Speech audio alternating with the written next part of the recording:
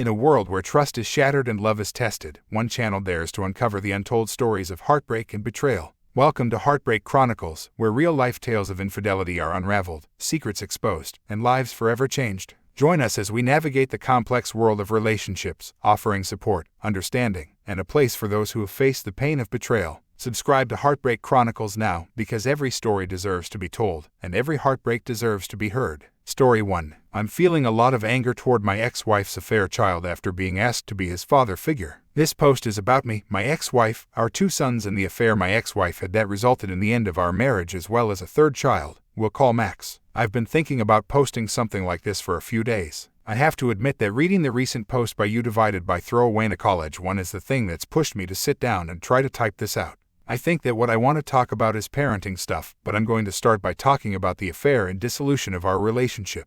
My wife confessed to the affair about a week after telling me she was pregnant. So, a week I'd spent excited about what I thought was going to be my child. Turns out, no. It was an emotionally pretty traumatic time. I might have been able to work through the infidelity but made the ultimatum that she had to end the pregnancy. She was philosophically opposed to abortion, and I knew this. She stuck to her morals in that particular instance, and so I initiated a divorce. She has since married her affair partner. Regarding custody of our sons, there was a period of more conflict and resistance. I took the boys in the initial period of Max's infancy, and in the initial highly emotionally injured state I was in, I sought full permanent custody. But I wasn't likely to be successful, and I was eventually persuaded that despite the breakdown of my relationship with her, that it's in my sons' best interests to have their mother in their lives. Today, to the amazement of everyone else in my life, my ex and I remain cooperating partners in the parenthood of our children. For the last 2 years we've shared week-to-week custody of our 2 sons. This upcoming school year Max is going to be old enough to attend the same school. About a month ago I got sat down by my ex, her partner, and all 3 boys, and they all want Max to travel back and forth with the boys each week and effectively live with me 50% of the time. Seriously, there are some arguments for it, admittedly. The 3 boys are friends and brothers as much as I resent it. Splitting them up regularly does seem like a weird sibling dynamic that could have poor consequences. I'm angry with my ex for broaching the topic with the boys before me, but it's also an entirely reasonable thing for the boys to have an opinion on.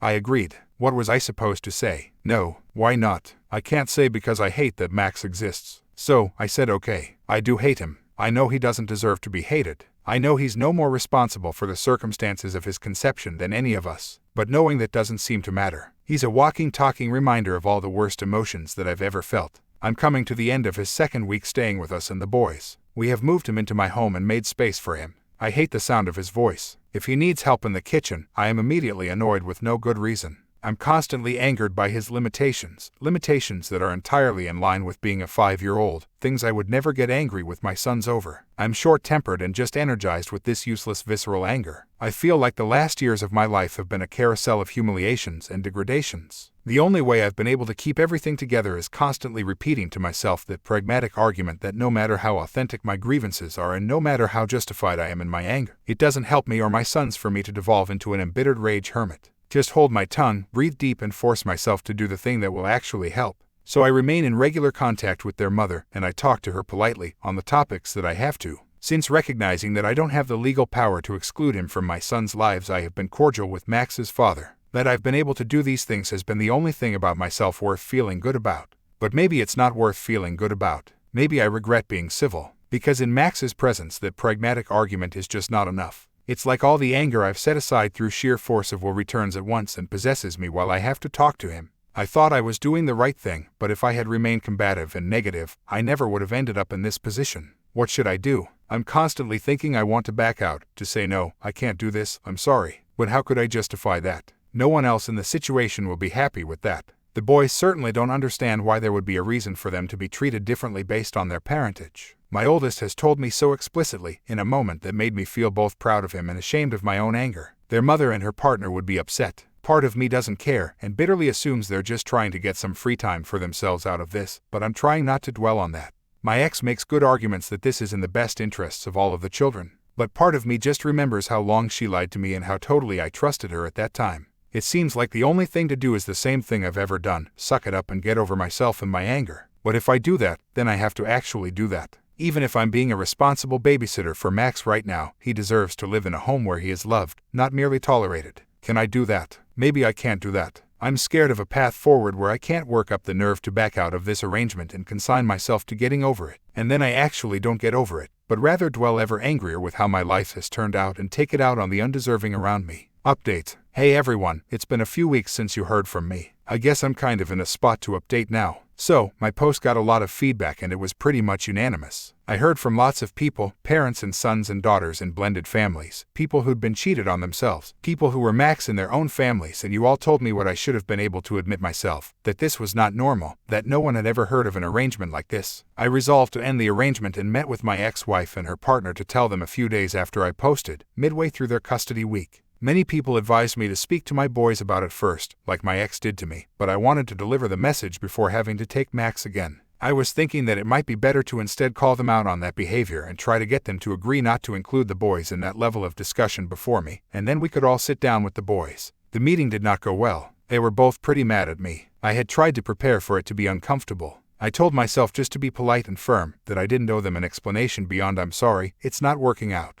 I guess he had made some career move based on this schedule that I was fucking up. In hindsight, I do feel sort of responsible for that frustration, in that I regret agreeing to this arrangement in the first place, but in the moment I really was not giving a fuck about this man's work-life balance. Then, he said something about how I wasn't being fair, that they just wanted a fair custody arrangement. That made me very mad. Thinking about this all to type it out has my heart hammering. I have some different opinions on fairness. I said some pretty shitty, regrettable things to both of them, and then we were all screaming at each other for a while, and then I stormed out and I didn't talk to the boys. I didn't get to talk to my boys for several days until handoff. They immediately were asking about why Max wasn't with them, and I, prepared for it, held a more serious talk with them than I had up to this point. I talked about how it's great that they enjoy spending time with Max, but that I'm their father and that Max has his own father to spend time with. I also talked about how this whole spectacle of our lives is difficult for me, that I don't like having to spend only every other week with them, that their mother's decision to start another family with Max's father and Max still makes me sad. This is pretty awfully difficult stuff to talk about. I've been pretty strict with myself about not venting to my sons about their mother up until now, but effectively that's meant I haven't really talked about her or our breakup at all. If you can't say anything nice, as they say, trying to maintain their respect for their mother and also talk frankly about my own feelings is a difficult tightrope balance. I don't want to blame their mother, but I also don't want to not blame their mother, if you know what I mean. This would be one of the situations I identify as unfair, where the responsible thing is to never say anything disparaging or poisonous to my sons about their mother, my ex, but that means I have to describe the current state of affairs and what has happened to get here in a way that isn't disparaging to their mother and act like this is normal. She decided. I think I actually did a good job navigating the conversation. My sons absorbed it easier than I expected. A few weeks later and things with them are basically normal. I have had a few short conversations with my ex since our big embarrassing blow up. I sort of feel like I want her to apologize for this whole thing, but also know that I'm not doing myself any favors waiting for that to happen. I think she remains upset with me, more for the things I said than the rejection of this arrangement with Max. Or maybe that's just projection, because that's what I feel guilty for. I also regret that the last time I spoke to Max was dropping him off before ending the arrangement. I don't know. I guess his mom has explained to him that she missed him too much to have him gone each week, but I don't know how sturdy that story will be. Rereading my last post has me feeling pretty shameful of how I talked about Max. I know he doesn't deserve my sustained ire and that he's not going anywhere, so I'll have to be able to adjust to his presence. I'm obviously holding on to a lot of anger that is really about my ex-wife, but she isn't obligated to give a shit about that, and I am obligated to interact with her politely, so I guess that anger just got set aside and then vented onto Max just because he was there in my face, but that was my own fault. So, I sort of expect things will pretty much return to normal from here. Contact with my ex is curt right now, but that'll loosen up. Thanks to almost everyone who commented or reached out to me. Story 2. My wife named our son after her first love and I had no idea. This is my throwaway account because she knows my main account. My son is 5. About 2 days ago we were out shopping and ran into a high school friend of hers. She was catching up when she told her friend that we had a son. When the old friend asked his name, my wife hesitated and I told her. She had a strange look on her face, then said, "You mean like your ex-boyfriend?" Our son's name is very unique to the point that I've never met another person with the same name. Now she refuses to talk to me about it. I feel betrayed and disgusted with her. It's like a switch flipped my mind and I just can't look at her the same way. Update 1. Lots of questions, so I'll go ahead and answer a few that have been mentioned a few times. I'm not giving out my son's name. When we discussed the name, I had no idea it was her high school ex's name. I knew she had one boyfriend in high school whose name was never told to me, and their relationship lasted around 2 years. I'm upset, but that doesn't automatically make me abusive. I would never raise my hand to my wife or anyone else I care about. I will always love my son and I would never, and I mean never, treat him any differently. I will post an update when I talk to her, probably in a day or two. Update 2. So to get some things out of the way first. The kid is mine. I have very pronounced features that he also has, plus her ex was black and I'm white. I'm not going to throw him away as so many comments suggested. When we were deciding on the name, she said she remembered somebody from school who had it and instantly loved it. My wife and I both had a very promiscuous past before we met and agreed that the past should stay there, so I didn't push too hard to know certain details. I knew she had one boyfriend in high school who cheated on her, but I never asked his name, and that is my fault. So update time. Thursday we didn't have the discussion because that is her late day at work, plus this wasn't a discussion I wanted to have with our son in the house. So Thursday night when she came in, I told her that Friday after work we needed to sit down and talk, and if she had any plans she needed to cancel. She looked very worried and said okay. Friday came and we sat down after her sister came to pick up our son for a sleepover. I asked why would not tell me where our name came from. She said she was sorry but she didn't think it was that big of a deal and I would not agree to it. I told her that it was my choice too and she took that away from me. I asked her if she would feel the same way if we had a daughter and named her after one of my exes, and she said that's different, I wouldn't let that happen. She said that she knows she can disconnect the name from her ex but she wouldn't be sure I could do the same. I was floored and starting to feel sicker than I had felt. I told her that is one of the stupidest things I have ever heard come out of someone's mouth. I moved on because I had more questions and I was about to go off just on what she just said. I asked her if she still loved him and she paused for a minute, then said yes, but not in the same way she loves me, and that you don't just stop loving someone, that love changes. I wanted to throw up at this point. She could see that I was very upset. She smiled at me and said I should know she only wants to be with me. I said that I needed to know how much you love him. At that point she put her hand on my leg and tried to change the subject. I told her to take her effing hand off me right now and answer the question. Her mood changed right there from wanting to move past this to no, he didn't just effing cuss at me. She said, look, you're upset and I get that, but what is done, so you need to get over this and move on. She got up and said, I'm meeting my mom for dinner. I'll see you when you get home. I told her if you walk out that door then no you won't. She looked at me like I was full of shit, grabbed her purse and left. I packed my bag and stayed at a friend's house last night. Right now I'm just sitting here trying to figure out what to do next. Update. So I want to start out by saying thank you for all the support. Most of you guys have been great with the exception of a few trolls calling me a cuck. So I came home the next day after staying the night elsewhere. She didn't really say much to me other than hey and went back to messing around on her laptop. I went upstairs and put my things in the guest room and laid down to take a nap because I didn't get much sleep the night before. She came in and asked what I was doing and I told her that until she's ready to sit down and have an adult conversation about the name that I would be sleeping in here. She rolled her eyes and said that she thought I had gotten over it and asked why I even bothered to come home if I was going to act like this. I told her because it is my home and I'm not going to miss out on time with my son just because you don't have the ability to tell right from wrong or at least admit it.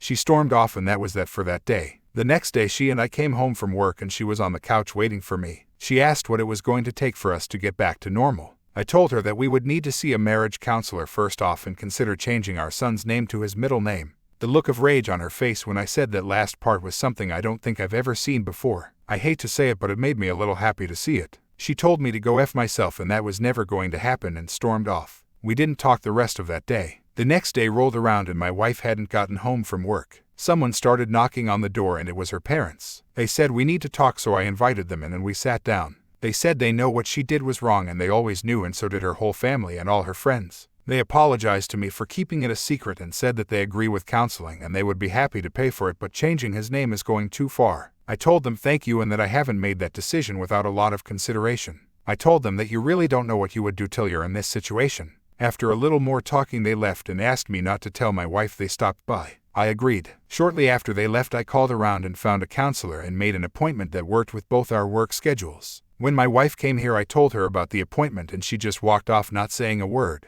Our appointment is Thursday and I'm still sleeping in the guest room. That's what's been going on so far. Thank you guys and I'll try to update you again when I can. Edit. I just want to say I'm not just going to up and change the name. It's something I'm considering. I want to talk to the counselor first to see what impact it might have, if any, and how to go about it if there are none. Conclusion. What was the most uncomfortable moment of your life? Opus. My wife's high school friend spilled the beans about naming our son after her former boyfriend when we saw her out one day. Any further updates with that since the last post? Oop, we ended up getting a divorce. Story 3. My wife got tested for STDs the same afternoon that she returned from an 8-week-long business trip. Used a solo shopping trip to conceal the appointment. Throwaway for reasons. My wife is a great person and we have always gotten along. We have been married for almost 2 years and we've been together for 4.5 years. We are in a monogamous relationship and have both had several partners prior to our relationship. Every year, my wife goes on a long business trip. During this time, communication over phone and email can be difficult, contingent upon the technological issues where she works. She really enjoys her work during the business trips and usually comes home feeling fulfilled and excited about life. Normally when she comes home, she takes a day or two to rest and overcome the jet lag. The following days, we tend to spend lots of time together, sex, dates, cuddling, catching up, etc. because she's been gone so long. This year, she came home as her same excited self after having had a great trip. In fact, she seemed so excited that she wanted to work on some projects, but would need to go get some material from the store. About 3 hours after picking her up from the airport, she says she wants to go shopping for her craft project and that she will likely spend several hours out shopping. She really emphasizes how much time she'll need to go shopping, many hours. I think this is a little weird considering that she just came back from a 28-hour flight, hasn't slept, and she's usually not the type to spend more than an hour or two shopping, but it's fine. About 5 hours later, she comes home with a single bag of craft material. I register this as strange, but don't really think about it. I chalk it up to taking a lot of time to pick out her materials, carefully selecting them instead of bulk buying. Over the next few days, she didn't really go through the jet lag phase and stayed distant. I thought that was weird but ended up giving her space and just focused on school. About 2 weeks post-return, we still haven't had sex, despite my advances and lightly prodding the issue. I find that strange, since she is usually a 3-4 times a week kind of person and we've been exploring some new kinks prior to her trip, which we had talked about kindling once she returned. The first few times that she doesn't reciprocate sexy time advances, I don't think anything of it. We've always had a very open no policy and are attentive to one another's needs, i.e., time, tired, not feeling it, need it now. After 2 weeks, the combination of her distance and no sex feels really off. Over the weekend she met up with her girlfriends for a day out. During that time, I snooped on her computer. If that bothers you, stop reading now. We have always been extremely open with our phones and social media. We both know our phone passwords, computer passwords. She knows my Facebook, etc. While she was out with her friend, I looked at her computer. She left her work and personal email, Reddit, and Facebook open, logged in. So I looked. Nothing out of the ordinary. I looked in the recycle bin and found that she had taken some self-nudes with her phone, sent them to her email, downloaded, then deleted them. I thought that was odd. Normally we would send nudes to each other, not put them on our computers. Maybe she really liked them and decided to keep them. This has my gears turning, because she has been really disinterested in sex since returning, but is taking selfies in the nude wearing lingerie. I looked at the metadata on the picture, confirmed it was taken recently and that it was downloaded from Gmail. I went and looked at her Gmail. Nothing terribly odd here, but anything before 3 days after returning home had been deleted from her inbox, then deleted from the trash folder, not archived, e.g. if she came home on the 1st, everything before the 4th was deleted. However, in her trash bin was a confirmation of an appointment for a health clinic in an adjacent city. It had a link with a user ID to log in into the patient portal if you needed to change your appointment. I logged in with the ID and her common passwords. The portal is mostly empty, but showed that she had scheduled and kept an appointment the same afternoon that she got home from her trip. The portal allows you to request records from visits, so I did. They were delivered to the portal about 30 minutes later. She had gone in for STD testing 5 hours after coming home from an 8-week business trip. To summarize, gets tested for STDs while saying she is going shopping the day she returns from an 8-week business trip. Concealed the fact that she was tested, didn't leave phone number or address at clinic, careful to delete emails pertaining to the clinic, made cover excuse to go out. Super distant with me, no sex. Says not interested in sex, but dresses up to take nutties, clearly masturbating. On a similar business trip, she did almost the exact same thing. Got tested as soon as she got home, refrained from sex for about a week, distant, I found out via similar ways. Previously, when I asked her about it, she said she had a UTI and went in for a full STD panel. Totally plausible, I let it go. I just feel like there's a pattern here. Also said that the STD test was normal for women during checkups, although most clinics say that you must ask for the test. Reasonable suspicion. No real reason to suspect cheating, but goddamn, this feels weird. All the elements of possibility are there, I suppose. Possible explanations. She had another health problem that seemed to resolve itself. Maybe she wanted more follow-up and didn't want to belabor me with the details, although the other health issue isn't urogenital related. She didn't receive any tests that would aim to diagnose the concomitant issue. Health information could be weird if someone reading over your shoulder sees an email in your personal inbox from a clinic, so you delete it. I'm not sure this explains why her inbox was cleaned, stuff deleted from the trash. Maybe she feels a little detached from me after being away for so long and needs more time to warm back up. Could have also have another UTI and got STD panel at the request of a practitioner. Although no antibiotics, treatments were administered during the visit, weren't documented. Maybe she thought I was cheating and got tested. Although, 8 weeks later seems a little outside of the incubation period. The secrecy of the whole thing really bothers me. Any ideas on how to approach this topic with my wife or other possible explanations? Update 1. Admitted to cheating on her trip. Says only once, evidence suggests at least and greater than 2. Update 2 to 3 confirmed in one trip. Digging it now. Update 3. Typical it was a one-time thing responses. It was your fault responses. Confirmed at least 3 dudes during her last trip, likely systemic serial cheaters since we've been together. Refuses to admit anything outside this business trip even though she had carbon copy behavior 2 years ago. Refuses to be honest. Claims she wasn't going to meet anyone on her current solo camping trip. I know otherwise. Keep catching her in lies. Filing papers meow. Update 4. It's at least 4 now. 1 on her first trip 2 years ago, hence the STD test then. Mutual friend knew about it and kept it secret. This is days, a week after we got engaged. TLDR so secretly got tested for STDs the day she returned from a long business trip, is clean, but concealed the appointment and intentionally deleted any evidence of testing. So has been disinterested in any sexual contact for 2 weeks since her return. I found out about the test but haven't spoken to her about it. What is the best way to broach the topic? Hey folks, I'm at D-Day plus 55 and I wanted to share a little bit more of my story and just talk it out. It gets a bit lonely at night and that's when my gears start cranking without the noise of the day to keep up distraction. So writing it out and clearing the air is perhaps cathartic. Wife and I have been married for 1.5 years, together for 4.5 years. We are both graduate students. I'm working towards my MD, PhD in genetics and she is working towards her PhD in microbiology. No kids, few assets, not much debt. Here's the backstory if you'd like more information. TLDR backstory. So secretly got tested for STDs the day she returned from a long business trip. I found out, confronted her, so admitted to sleeping with 3 people on the trip and 1 person 2 years ago.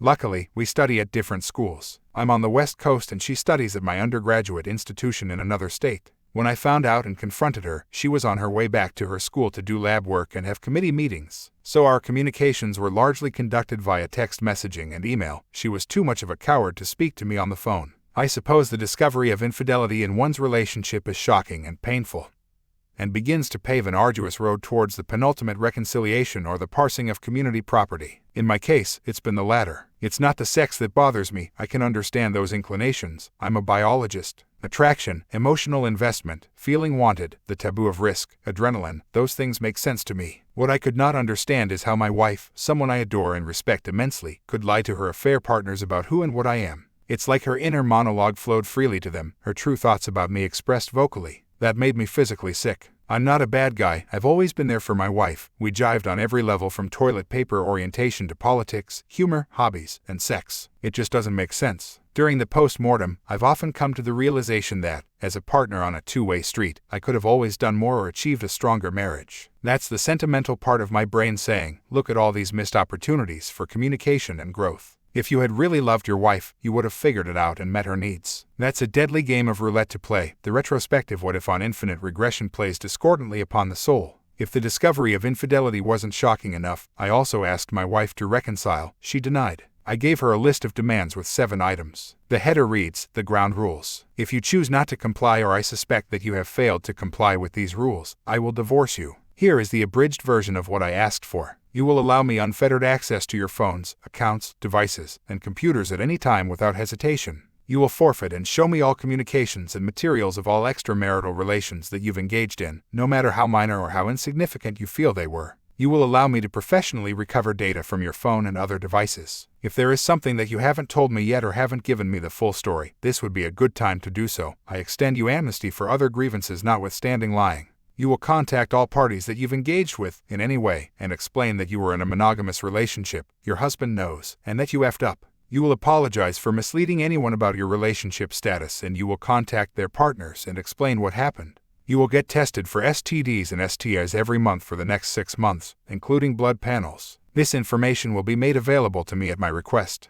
You will seek and engage in cognitive behavioral therapy until you have been treated for your dysmorphia, eating disorder, and have healthy managed your sexual assaults. You and I will receive marriage counseling indefinitely or until we both feel that our problems have been resolved. We will both engage in communication coursework or reading. Rules for opening the relationship. Maybe too controlling. Everything that I asked her for, I also offered to reciprocate where applicable. The first bloodletting was the discovery of the infidelity, and the mortal strike was her denying me safety in the relationship through dismissal of my needs. Once it was clear that she wasn't trying to reconcile, I was ready to burn it to the ground. I threatened to contact her partners, contact her AP's SOs, file professional misconduct complaints, contact her research board about misconduct, and contact her direct bosses. She freaked out and suddenly became extremely receptive to what I was asking for, begged me not to ruin her career, begged me not to tell anyone. I felt bad, apologized, and told her I wouldn't do that. By then, she had already gone to her bosses and conveyed some truth-trickled story to them. I obviously added a lot more pain to the situation by playing that card.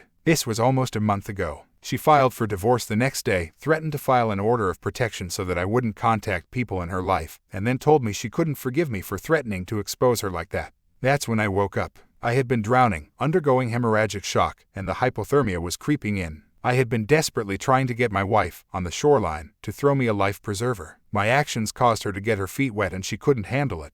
I started to understand who she was, weak and cowardly, not exactly life partner material. A few weeks later, I had a realization. It's like she died. That's what the pain and emptiness and anger feels like. I found out later that she was still in contact with one of her partners. Another punch in the gut. Anyways, that's where I'm at. I applaud you if you made this far. Our divorce is underway and will hopefully be resolved cleanly. For the time being, things here are quiet, empty, and lonely. My schoolwork has suffered and I'm thinking about taking some time off to process everything. Thanks for listening. TLDR, people suck and hurt each other. Story 4. My wife had an affair with her boss, confirming my greatest fear. Sorry for the typos and mistakes. I'm shaking as I'm typing this. This is the first. Background. I thought I was a good husband, a good father, and a good man. My wife and I were married for 10 years. We have 2 young boys. I'm in the military and landed my dream job in Hawaii in 2020. Together with my wife and kids, we moved to the tropical island and started a wonderful life together. After not working for 2 years, she landed a job in the government and I thought we were living the perfect life until she started hanging out with her boss. Starting early to mid-2021, my wife has started to talk about Rick a lot.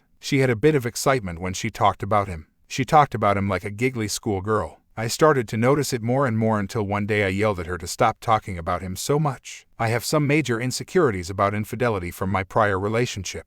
During our dating period, I used to tell my wife that cheating was the one thing I fear the most. So when I confronted her about her relationship with Rick, I thought she would default to taking my side and do whatever was necessary to quell my fears. I guess I wasn't super clear in my communication. What I really wanted to tell her was that she is getting too close to him and I was concerned. Unfortunately, she took it as just stop mentioning him. Afterwards, she would only reference his name, let's call him Rick, along with another female co-worker's name, let's call her Mel from then on. During this same time, I started to experience heart problems from the stress of the day-to-day life and was hospitalized twice. I started to get heart episodes when I get extremely anxious or worried. Because of that, I started to stay home more often. In March, my wife turned 39 and started to be more down on herself and started to go out on more happy hours. She would come home happy, then sit and play on her phone. She said the happy hours gives her an escape. April 22nd, out of the blue my wife started wanting us to be more sexual. We started having amazing sex and bonding, but I couldn't seem to shake off the feeling of being off. We started texting dirty with each other and we started going on more dates. On May 22nd, in the corner of my eye, I saw a text exchange between my wife and Rick. It said, "I want to see your back tattoo."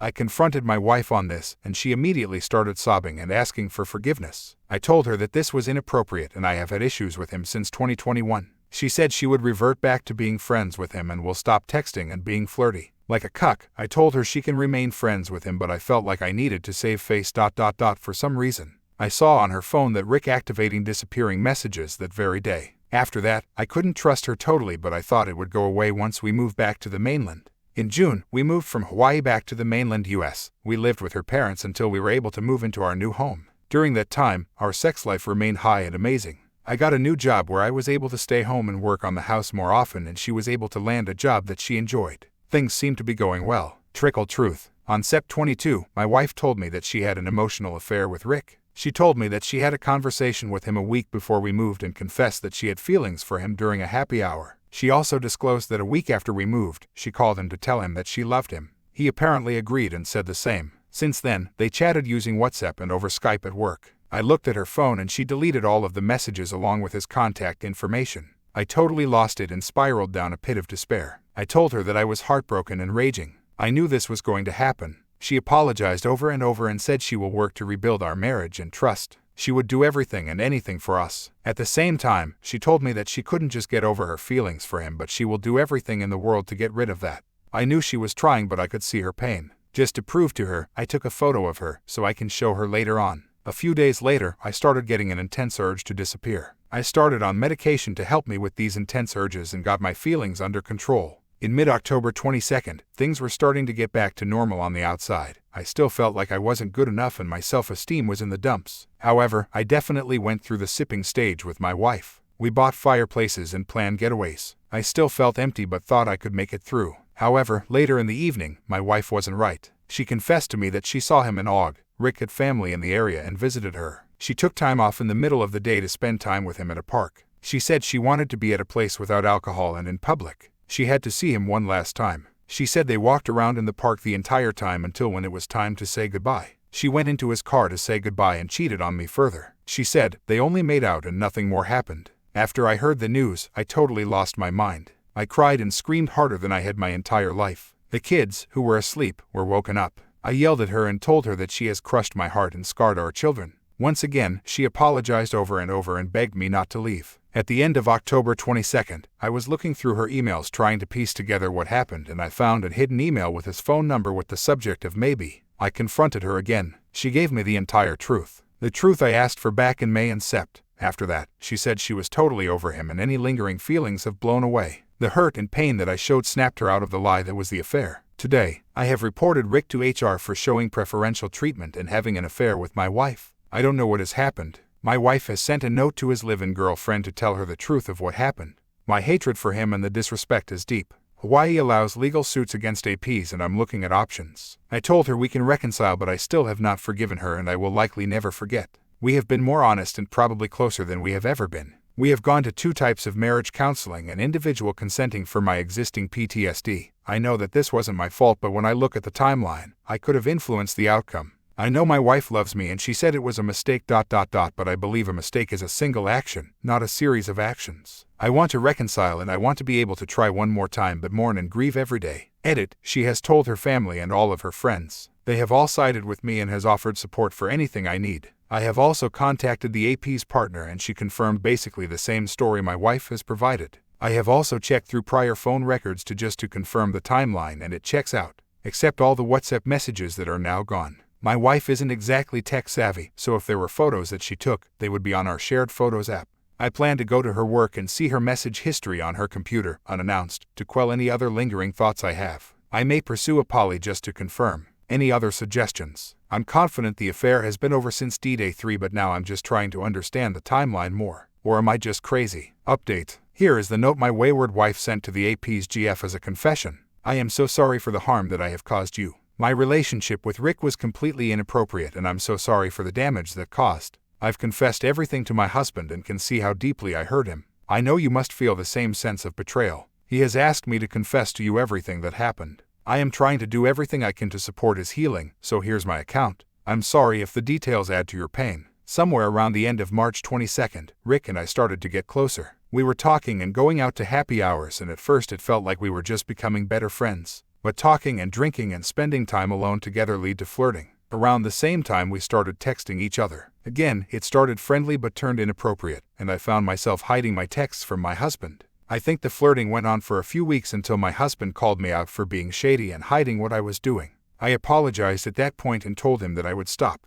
I talked to Nick about it and we both agreed that it was not okay and that we would stop and go back to just being friends. That was somewhere around the end of May. We did go back to being friends and didn't text like that again. We still talked, though, and were pretty close at that point. The problem was that even though we weren't flirting anymore, that energy was still there, and it just became this thing that we didn't talk about while we were still getting closer. About a week before I left Hawaii, we both admitted that we were developing feelings. After I moved, we didn't talk for more than a week, but I couldn't stop thinking about how we left things. I reached out to him and that's when I told him that I had fallen for him. He told me that he felt the same. I'm so sorry, I never should have allowed it to get there, and should have walked away when I realized where it was going. From that point forward we continued to talk and connect. He told me he was coming here in August, and we agreed to meet. We went to a park in MD and spent time together talking and walking around. As we were getting ready to leave, I kissed him and we ended up making out for about 20 minutes. I'm so sorry for crossing that line. None of this was okay, but crossing that line was inexcusable. We continued to talk when he got back to Hawaii and at one point he threw out the idea of coming back here, but never made solid plans. Eventually I told him that I couldn't see him again, but we continued to talk. In September, my husband confronted me and asked what I was hiding, and I confessed.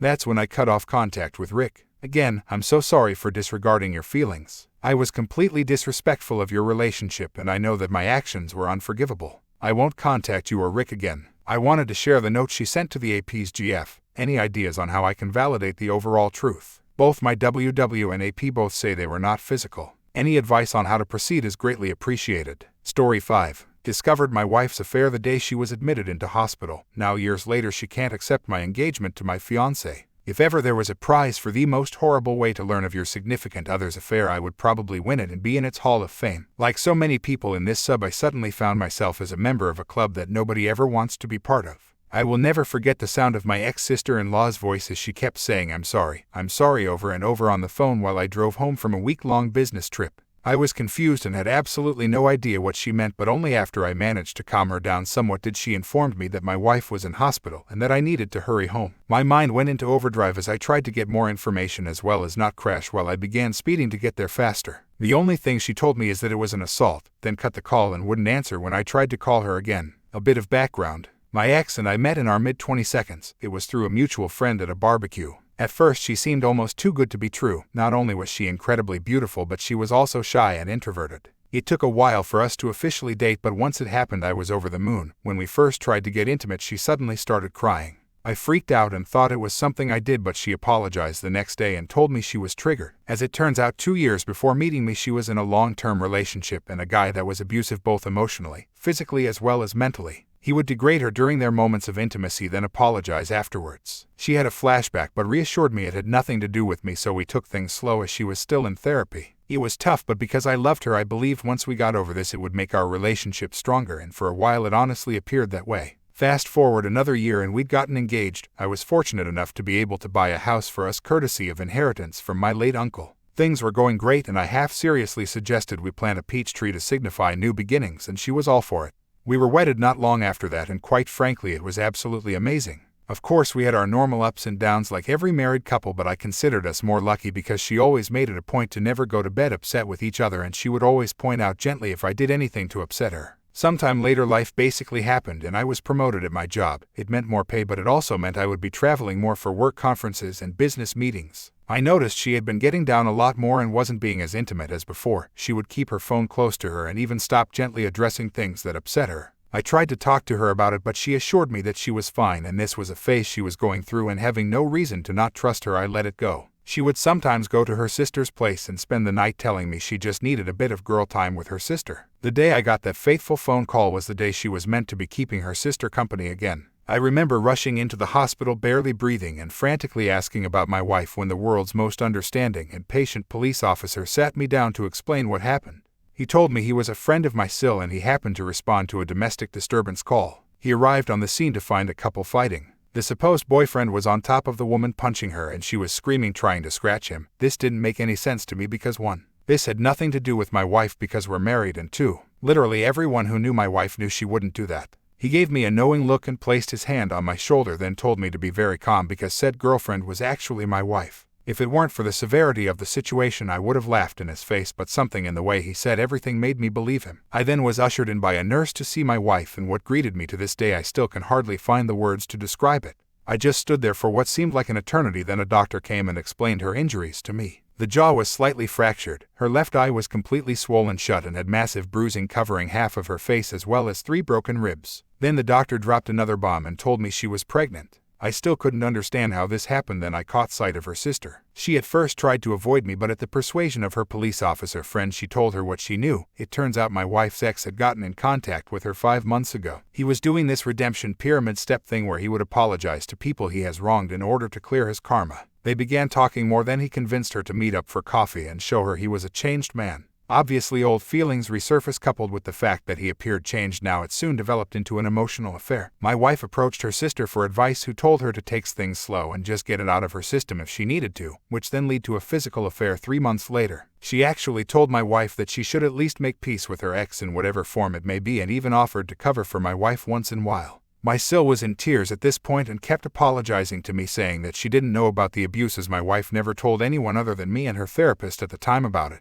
I was numb, I just couldn't feel anything and was absolutely dumbfounded by my wife's actions. When my wife finally woke up I was there and she burst into tears upon seeing me. I spent the following months in zombie flight mode. There was individual counseling for her as well as marriage counseling for us at the strong urging of her family. In counseling, she was surprisingly forthcoming about how it happened and how she absolutely hated herself for causing me pain. She mentioned how at one point on her way home from his place she actually fantasized about driving into the river because she smelt like him and didn't want his scent to corrupt me. She said she tried to end it but was too weak, and only after learning that she was pregnant that it actually woke her up and made her realize that any further contact with this man was toxic to not only her but the unborn child as well, hence went to end things in person for good when he snapped on her. She became a shell of herself and developed a phobia for any other males but me. At one point she couldn't even use the bathroom at night unless I was holding her hand. After the baby was born we got a paternity test and he was mine, but the more time I spent with her the more I realized I didn't hate my wife, I actually loathed her. I couldn't see the woman I married but instead saw his leftovers each time I looked at her. I decided to leave because I was afraid I'd do something I'd regret and be exactly like her abusive ex. She begged me not to leave and even made the ridiculous offer of giving me a hall pass as well as slapping her if I wanted to. I knew at this point I had to get out.